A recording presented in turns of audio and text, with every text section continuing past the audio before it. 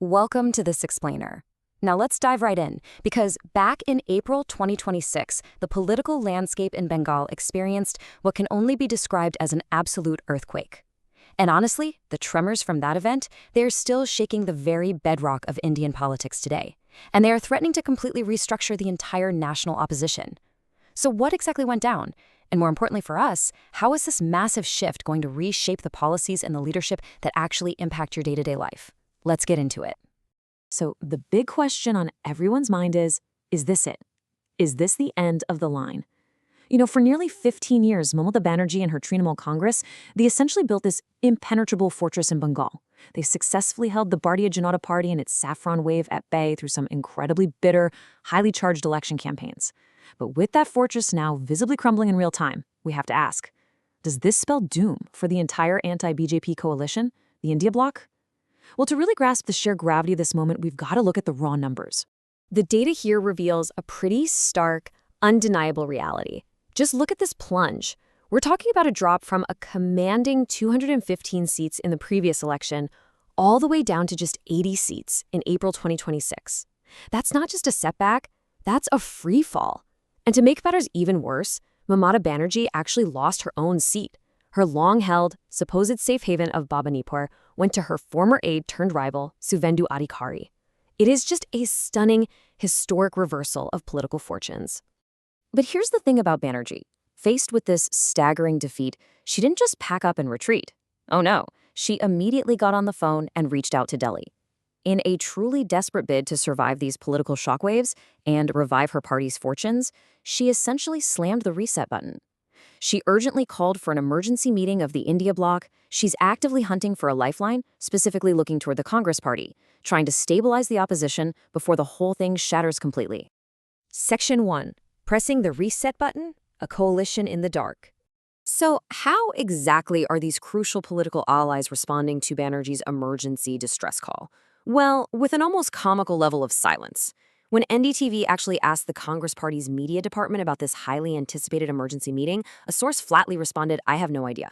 And get this, it's not just Congress. The Samajwadi Party, the second largest member of the entire bloc, they confusingly reported having absolutely zero knowledge of any of these developments either. It's just a massive chaotic disconnect right at the exact moment they desperately need unity the most. Let's map out how we got here. Following that shock defeat in April, Banerjee officially called for a meeting on May 25th. And now there's a lot of chatter about a potential big summit happening in June. But, and this is a major but, this lifeline comes with a lot of strings attached. For instance, the Samajwadi Party strongly hinted that a June meeting might only happen if Banerjee directly reaches out to their party boss, Akhilesh Yadav, who, by the way, recently traveled all the way to Kolkata to show his solidarity. So, the future of the opposition's entire national strategy? It's currently hanging by a very fragile thread of interpersonal politics. Section 2. The uneasy alliance, rivals or partners. Talk about political whiplash. During the Bengal election rallies, Congress leader Rahul Gandhi fiercely lashed out at the Trinamool Congress. They were going at it. Yet in the post-poll reality, we're suddenly seeing total solidarity. Gandhi is comforting Banerjee and actually attributing the loss of 100 seats to alleged vote theft by the BJP and the Election Commission. Now, to be absolutely clear, we're impartially reporting on these severe political claims raised by the opposition. They are arguing that exercises like the revision of voter lists are specifically designed to systematically cut their support base. Whether you believe that or not, it creates a highly volatile, completely unpredictable, on-again, off-again dynamic between these two parties. And really, this hits the nail on the head regarding the central paradox of this entire coalition. Frankly, it's why national governance can feel so confusing to voters like us. Because at the national level, right there in Parliament, they work so hard to project total unity as the anti-BJP India bloc. They've even brought in parties like the Aam Aadmi Party and recently the Biju Janata Dal. But when you zoom down to the state level, it's a completely different story. They are locked in fierce, bitter rivalry. I mean, a perfect example is the Congress fighting tooth and nail against the left parties down in Kerala, while simultaneously calling them steadfast, crucial allies up in Delhi. Section 3. Complications in the South, the DMK rift. Now, let's shift our focus down south, because the ripple effect of this instability is tearing another major alliance apart. In Tamil Nadu, the Congress party actually broke ranks to support Vijay's TVK in forming the government. And with TVK eyeing a Rajya Sabha seat in an upcoming by-election next month and potentially joining the India bloc, the DMK is absolutely infuriated.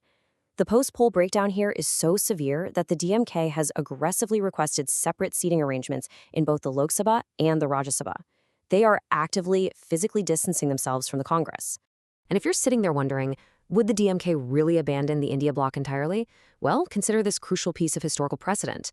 During the tenure of former Prime Minister Atal Bihari Vajpayee, the DMK was actually a constituent of the BJP-led National Democratic Alliance. They've done it before.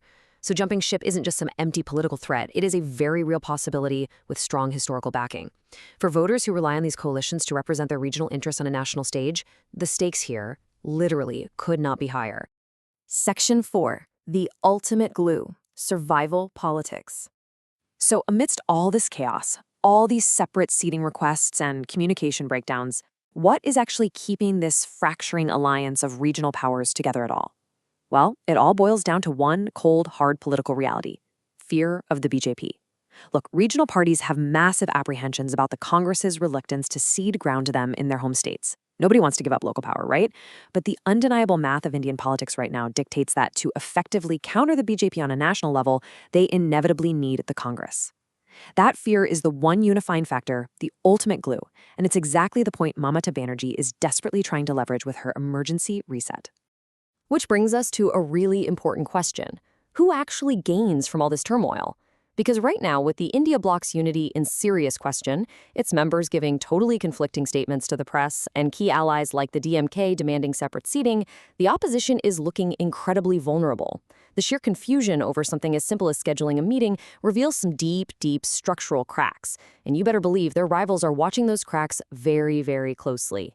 The entire fate of the India bloc is hanging in the balance as we speak. Can they actually regroup? Will the Congress, the Samajwadi Party, and the DMK answer Banerjee's distress call and manage to just sit down together for this proposed June summit?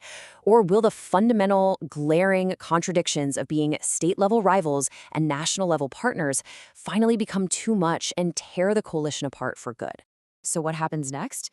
The decisions made in the coming weeks, whether the alliance can somehow appease the DMK, if Akhilesh Yadav and Congress can agree on a shared strategy in Uttar Pradesh, and if Mamata Banerjee can effectively hit that reset button, these won't just decide the fate of a meeting in June. These decisions will fundamentally reshape the entire landscape of Indian politics, dictating the national policies and the leadership that directly impact your daily life.